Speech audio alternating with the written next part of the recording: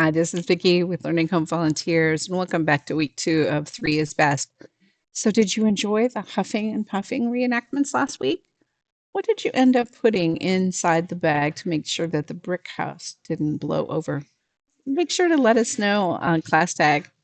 Well, this week we have another fairy tale with 3 bears instead of pigs, and they have a visitor to their home. This week we're going to actually use stick puppets to retell the story. We get to make a little treat to share, play some cards, and work on making the number 3. Should be fun. Well, this is activity number 5, and in your box we have all the things to make stick puppets. In the story, Goldilocks goes into the bear's empty house and then tries out each of the bear's chair, food, bed to see what she likes best. Well, let's work on the puppets. You have cut out squares with each of the different characters and all the different things that you will need to retell the story of Goldilocks and the 3 bears. What you want to do is using your glue stick, attach the stick to the back of each piece so that you have all of the retail items you're going to need. And then we can use the video of the story to try and retell it, or you can join us at one of the retail sessions. This is activity number 6. Pudding has actually 3 ingredients or 3 things you need. You need a saucepan, you need 2 cups of cold milk, and then you need a box of pudding mix, which we provided.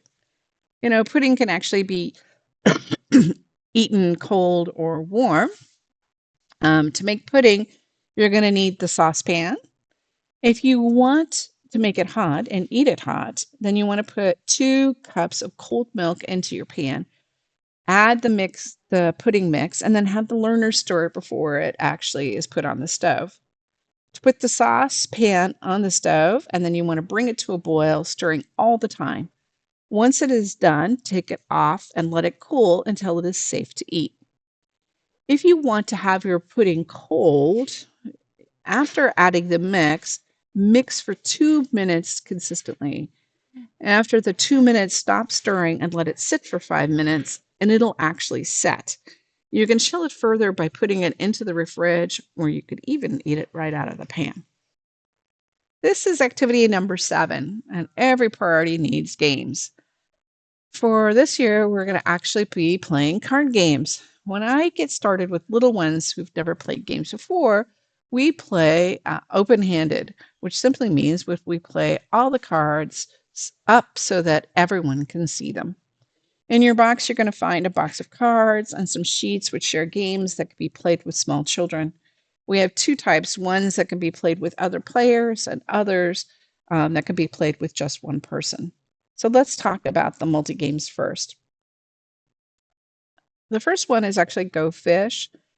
And what we're trying to do is to make groups of 4 like we're seeing in the picture here.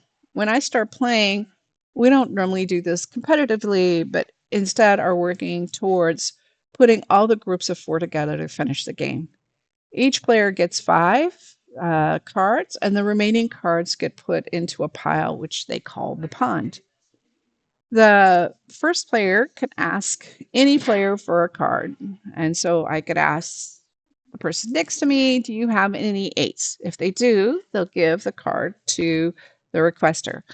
If they don't, they'll say, go fish.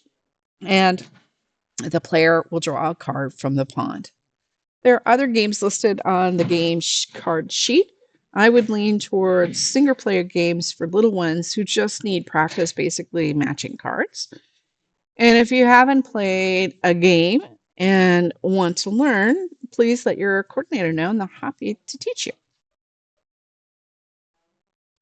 This is activity number 8, and we're going to make a 3. And in your box, you're going to find 2 sheets.